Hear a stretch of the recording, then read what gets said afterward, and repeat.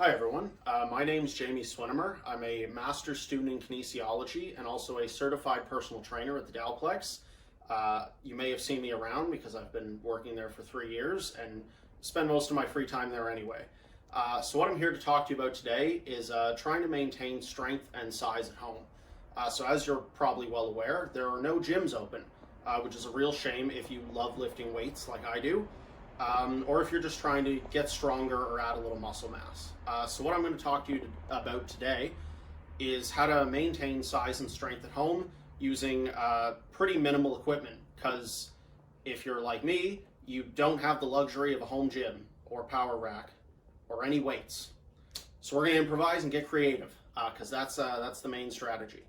So what I'm going to be doing today is going over some of the main movements you were hopefully doing in the gym before and are eager to get back to, and how we can kind of replace those with minimal household equipment to try and maintain some of our muscle mass. So what we're going to start with is everyone's, or at least my, favorite exercise, the bench press. So if you're unlucky, as I am, to not have a home power rack, then thankfully the bench press is one of the easiest exercises to do with no weights, because you can do it anywhere you have a flat surface, or not even a flat surface. You just need you. So what we're going to do is I'm going to explain first just a standard push-up, and then go through how to make it easier or harder depending on where you're at and or what kind of bench pressing you were doing in your normal workouts. So to start the push-up, you're just going to lie on the floor. So I'm going to start with performing the push-up on my toes. Hand placement. Hands are going to stay directly out from under your shoulders. So your head is going to be a little in front of the hands. Your hands are going to be maybe slightly wider than shoulder width, but not too much. You don't want to get crazy. Toes are going to be flat out, and your torso is a nice straight line. So you can see that I've got a straight line from my ankles all the way up my legs to my hips and through my spine and neck. So from here, you're going to keep your elbows tucked in. You're going to slowly lower and push back up. So you're going to get almost all the way to the floor, but not quite.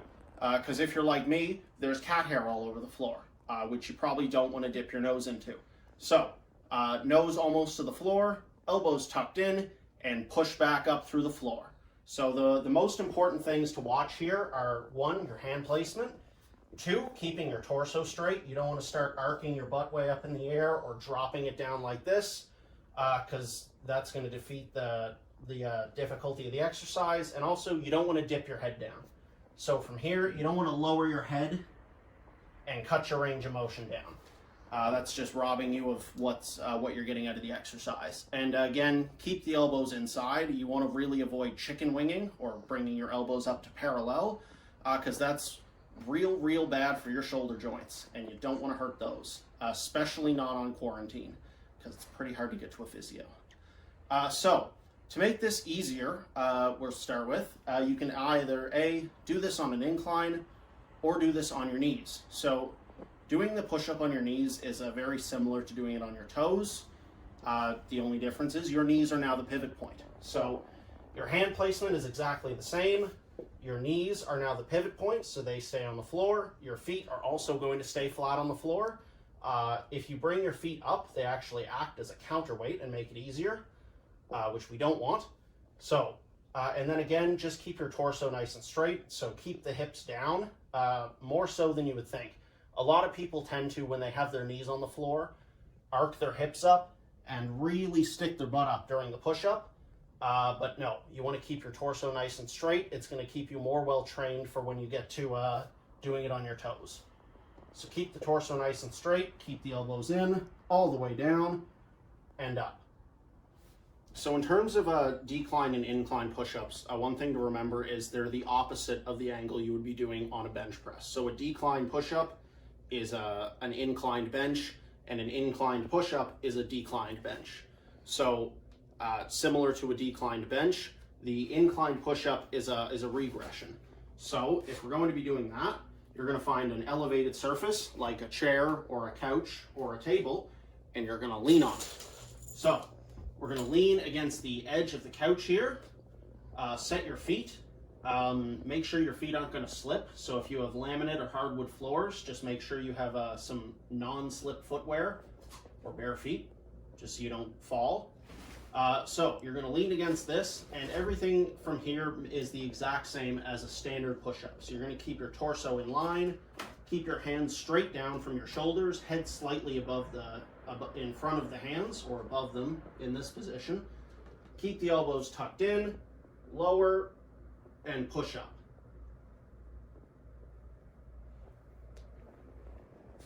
So that's the inclined push-up, or your decline bench press substitute.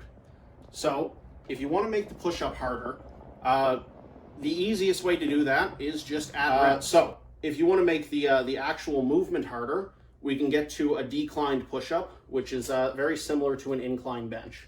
So the main difference you would see between the declined push-up / incline bench and a flat push is a greater activation of your front delts and of the upper chest. So from here, you're just going to do the opposite of what you were doing for the incline push-up. So you're going to put your feet up on the elevated surface, so a chair, couch, table, and your hands are going to stay on the floor. So your head is kind of tilted down. So really important to control your descent on this so you don't whack your face off the floor, because that's bad. So from here, I'm going to stick my feet up on the couch, hands on the floor, and we're going to do some declined push-ups. My clines are getting all messed up. So hands on the floor, just like always, directly underneath the shoulders. Head is going to be slightly forward. You want to walk so your feet are just at the edge of your surface, so you can actually rotate off the surface. Keep the elbows in, down, and up.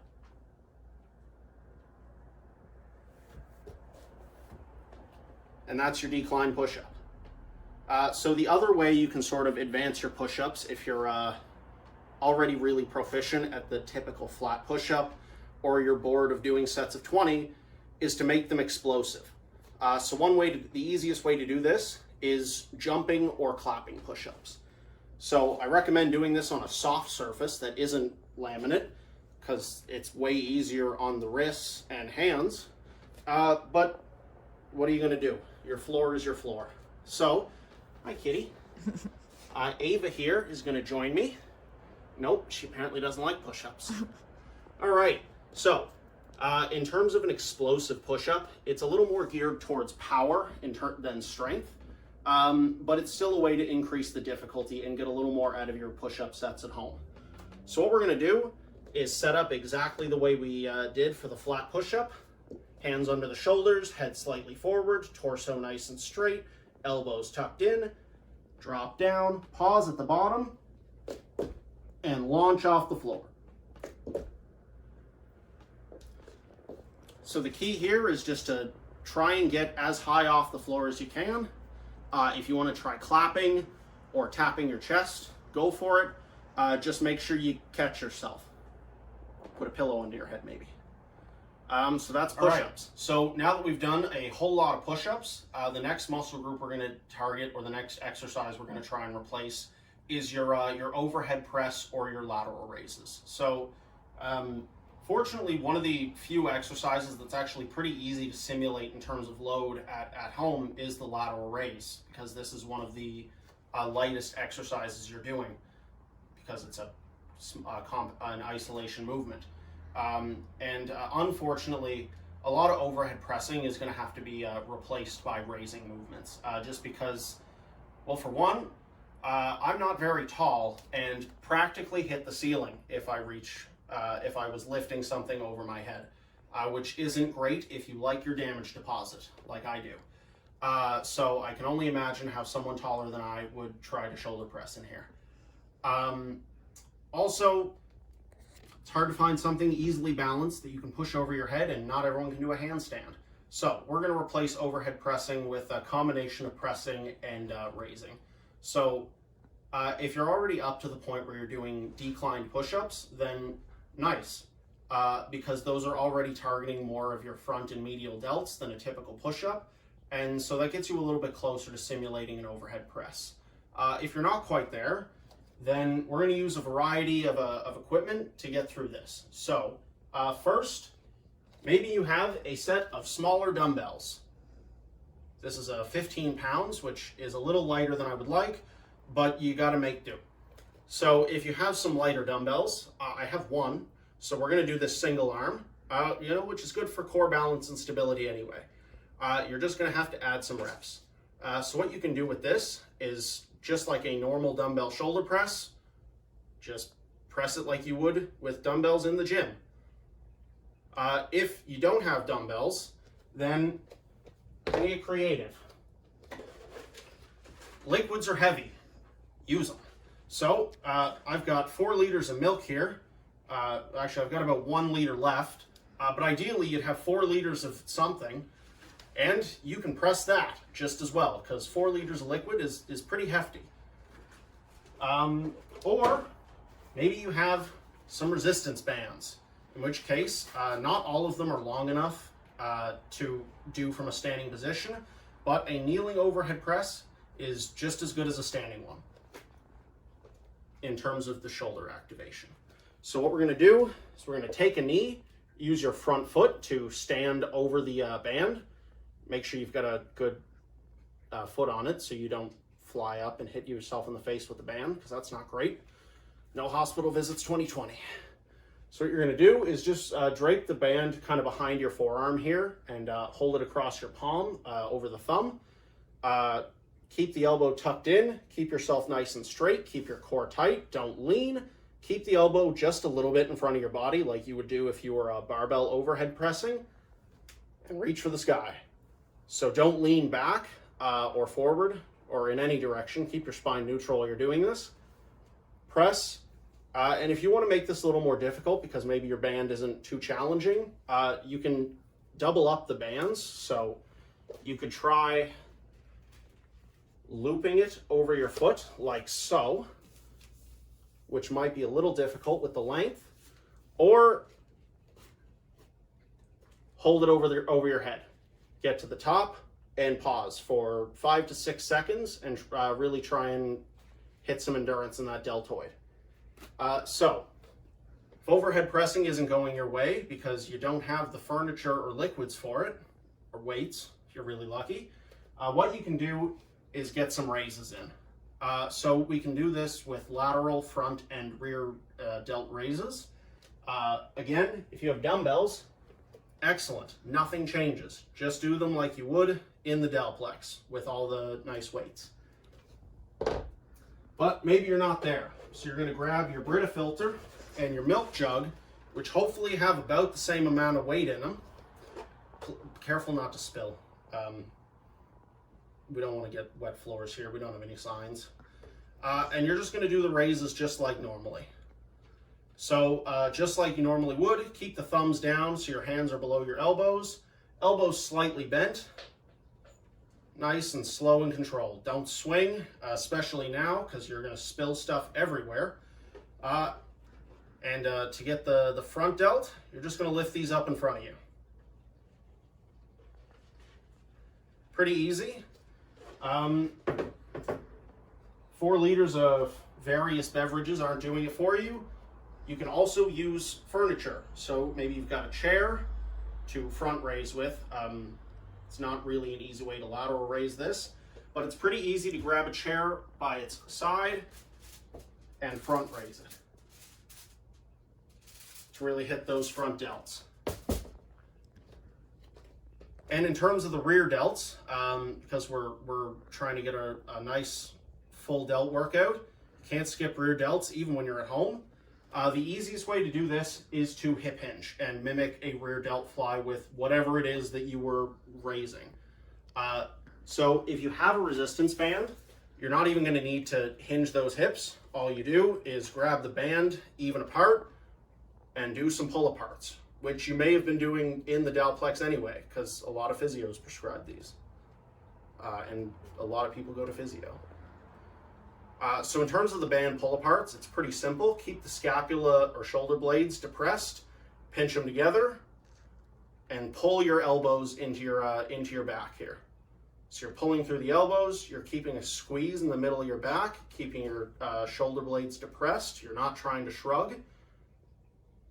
You're gonna make that nice and slow and controlled. However, if you don't have the resistance band, grab the old milk jug.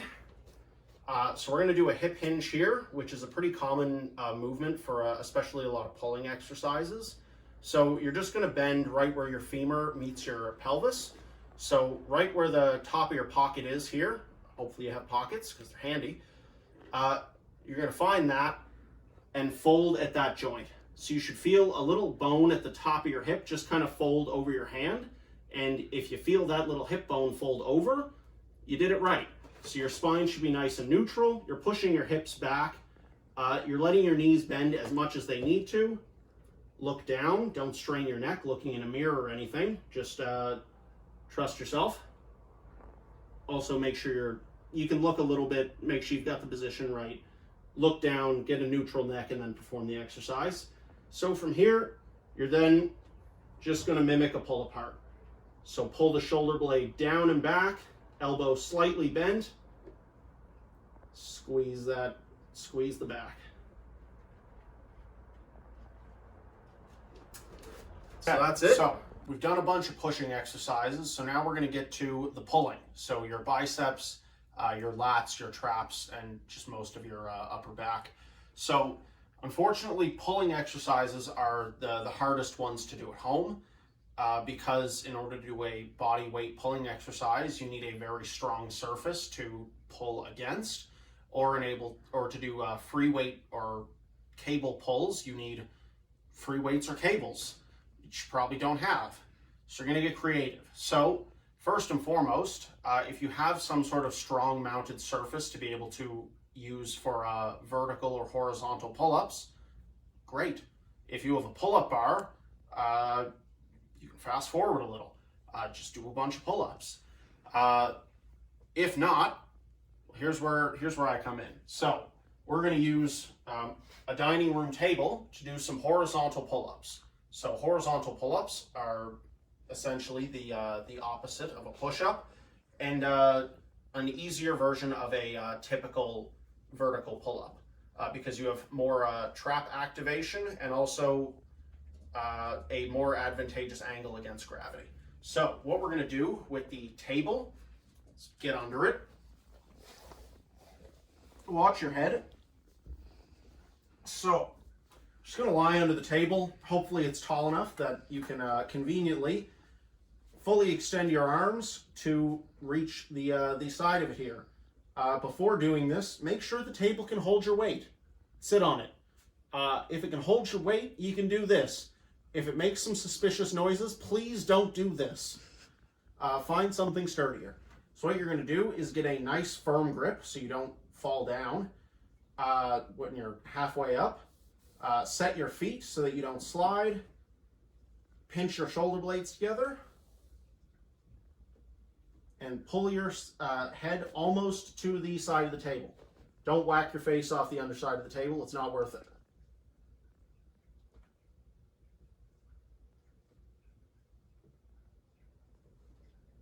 So, gracefully get out from under here. In order to make these harder, if you don't have a pull-up bar to go vertical, the easiest way to add difficulty to these, besides putting some weights on your torso, is slow down on the way down. A slow eccentric motion for pulls is an excellent way to really burn up the lats and traps and add some difficulty. But let's say you don't have a nice sturdy IKEA dining room table. What are we going to do? We're going to get some weights. So how are you going to do that? You're going to put a whole bunch of books in your backpack. Hopefully the straps aren't about to rip. And you're going to use that like you're going to bent over row it. So what we're going to do here is we're going to go back to that hip hinge position we saw earlier in the rear delt portion. So you're holding the straps. You're going to hinge your hips. If the straps are not... Hi, Ava. Are you going to add some weight for me? Excellent. If you have a cat, put the cat on the bag. Or a small dog. Or a big dog if you're, there. So your cat's just going to sit on the bag. And if your straps are too long and you can shorten them, add another cat. Or if the straps are too long, just grab the sides of the bag. So from here, you're going to grab the bag, keep your back nice and straight, hinge at the hips, and just row the cat bag to your chest. So I'm losing a little bit of range of motion here, but you get the idea. Keep the elbows tucked in. Oh, no, you're done exercising? Okay, thanks for your help. So you're going to keep your elbows in, retract your shoulder blades, pull to your chest, let it down nice and slow. So you're just mimicking a bent over row with a backpack full of books. Maybe you don't have enough textbooks or heavy books. Well, try resistance band. You're probably going to want to shorten this because your back is a lot stronger than you give it credit for. So what I would do for this is switch to a single arm row. So you're going to do the exact same position, and hook the band under your foot. So we hook the band under the foot, hinge those hips, grab it a little lower because you're going to really need to get a full range of motion here, and pull. So one of the most important and overlooked parts of pulling that people should be wary of even when they're back in the gym is stopping the elbow just past your torso. So you don't want to rotate your humerus or upper arm bone too far forward because that puts a whole lot of stress on the fascia in the front of the shoulder and can cause a lot of damage to that soft tissue. So when we're pulling, we keep our shoulder blades retracted and we stop our elbows just past our torso so we don't have any unnecessary humeral rotation. And then because we're working our back muscles, we also want to work our biceps. You're going to grab that backpack. You might want to take some books out, or cats, depending on what you're using. All you're going to do is the exact same curls you would do with dumbbells, just with a backpack. This one's pretty straightforward. You can also do this with the handy beverage containers we had earlier. Unfortunately, that one tends to get easier as the week goes on and you go through your beverages. And also, last but not least, is with a sturdy enough broomstick and some chairs of high enough height, you can also mimic the table pull-ups that we saw earlier. So my dining room chairs are a little too short for this, but if you have tall chairs or an unsturdy table, all you would do is loop the stick between the two chairs, make sure they're stable, and do the exact same kind of pull-up you were doing. It's similar to doing horizontal pull-ups in the squat rack off of the barbell, if you've done those before. If not, I'm just going to get back onto the table, slide in from this side this time. Watch your head. I'm just going to slide the table, it seems. So you're going to grab the broomstick bar, set your shoulders, and pull. And watch your head.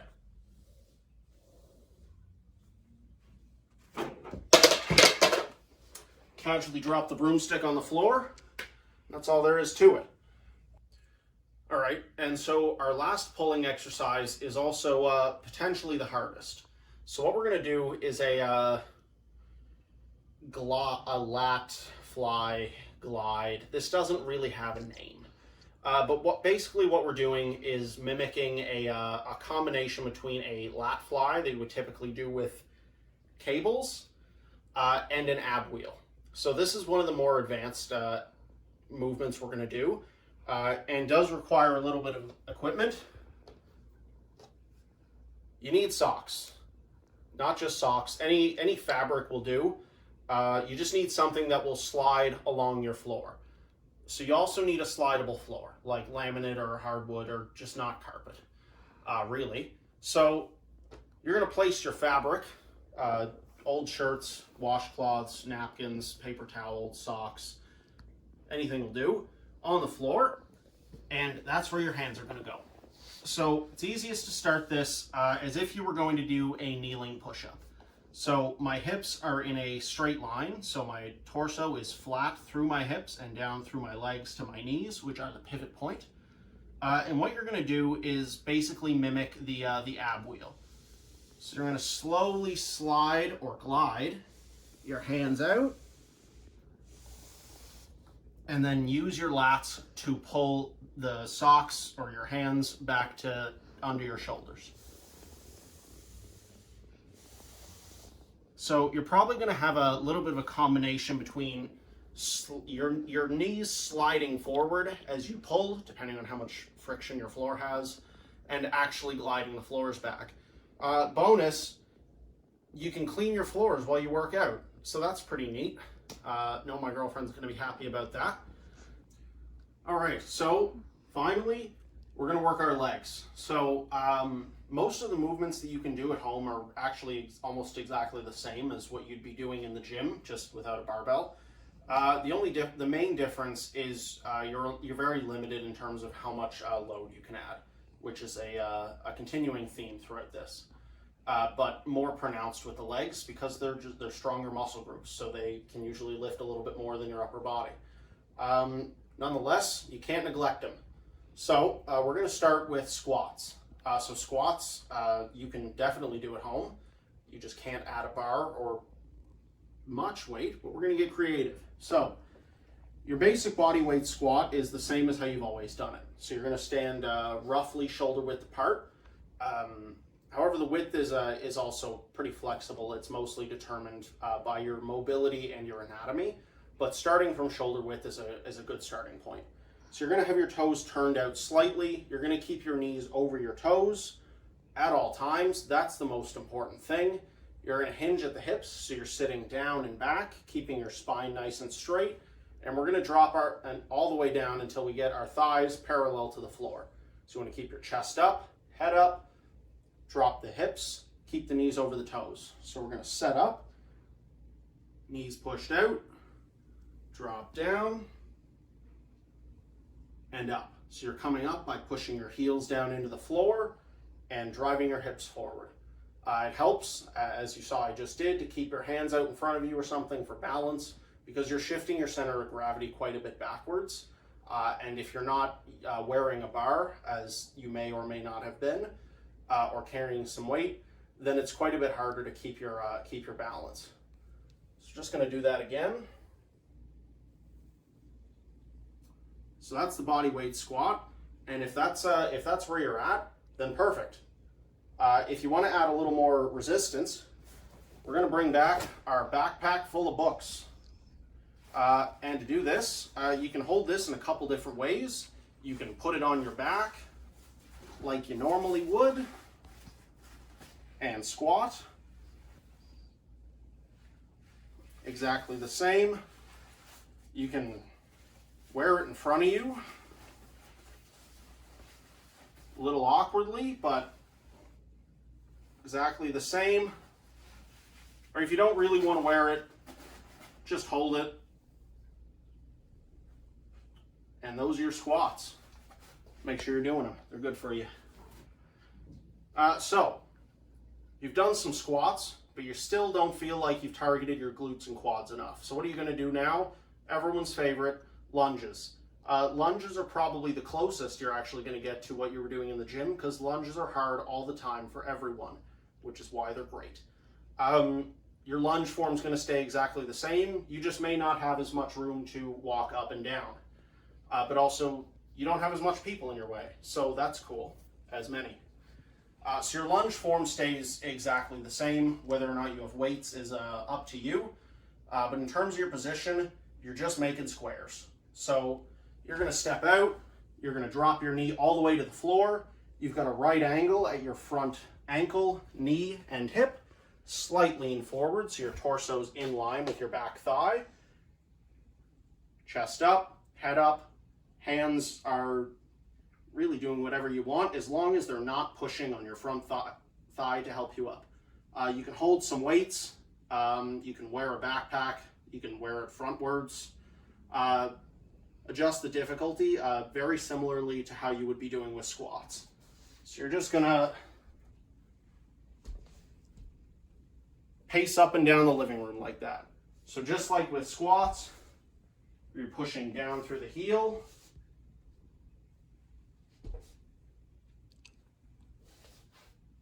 Just like that. Easy and effective, and always hard, regardless of who's doing them. So now we have Bulgarian split squats.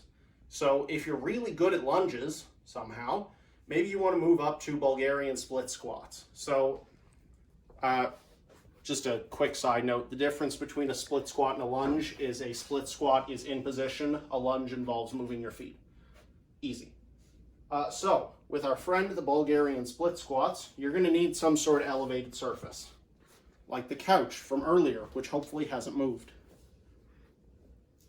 So setting up for this is a little bit awkward. You're going to get your back foot onto the couch and set your front foot. So just like with your lunges, your front foot is in the exact same position, all right angles. Your torso is the same, and your back foot is going to be up on the couch. And all of your power comes through the front leg. And it's a semi-supported, fancy one-legged split squat. And if you want to get really advanced, we're going to take our old friend, the milk jug.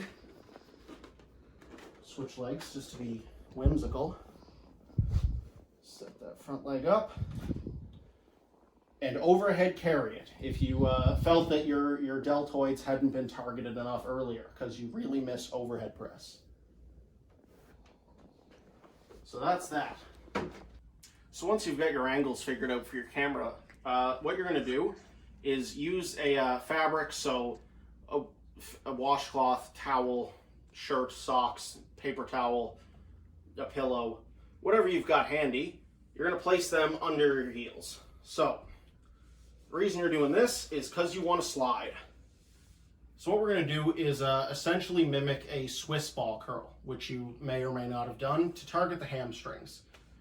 So you're going to pull your feet up until your heels are your feet are flat on the floor, with your heels as close as you can get them to your butt. From here, you're just going to do a simple glute bridge. So push the hips up. Do what you need to with your hands. Just fold them nice here and get ready. And then from here, you're going to slide your heels out on the socks, and then use your hamstrings, keep the hips up, curl them in.